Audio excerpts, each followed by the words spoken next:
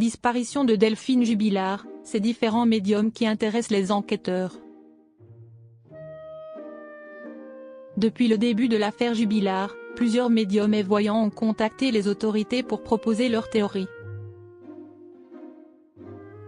Des hypothèses que les enquêteurs prennent parfois en considération. Cela fait maintenant plus de 3 ans que l'affaire stagne. Dans la nuit du mardi 15 au mercredi 16 décembre 2020, Delphine Jubilard, une mère de famille habitant Cagnac-les-Mines, dans le Tarn, s'est volatilisée dans des circonstances énigmatiques. Très vite, les enquêteurs se sont intéressés à Cédric, son conjoint. Bien qu'il bénéficie toujours de la présomption d'innocence, ce plaquiste peintre, qui reste le principal suspect dans cette affaire, est toujours en détention provisoire. Pour tenter de retrouver une trace de Delphine, les enquêteurs ont exploré de multiples pistes, y compris les plus farfelues. Comme l'a rapporté la Dépêche, ce vendredi 19 avril, les autorités ont récemment fouillé une ferme du Tarn pour vérifier la théorie d'une voyante. En 2022, cette dernière avait assuré au juge d'instruction chargé de l'affaire avoir eu une vision selon laquelle Delphine Jubilard aurait été séquestrée dans un vide sanitaire d'une ferme proche de Cagnac-les-Mines. Pour l'instant, ces nouvelles investigations n'ont pas permis de faire avancer l'enquête.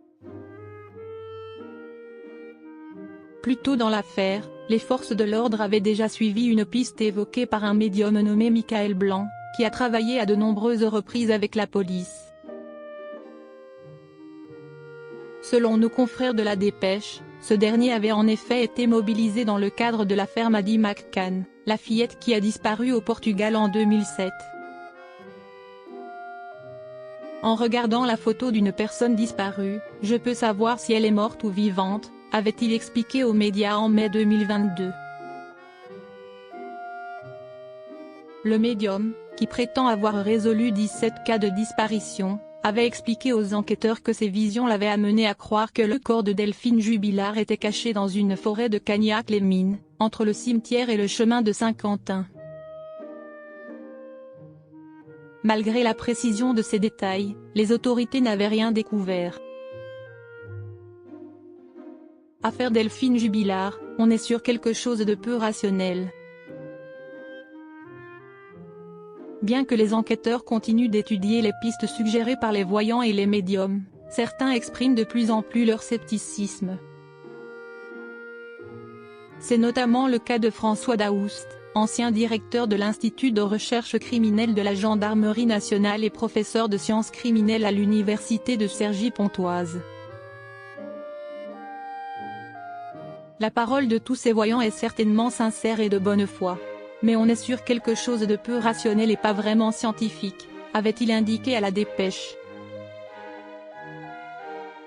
Ainsi, même si ces pistes ne sont pas systématiquement écartées, elles ne suscitent pas toujours beaucoup d'attentes de la part des spécialistes et parfois même de la justice.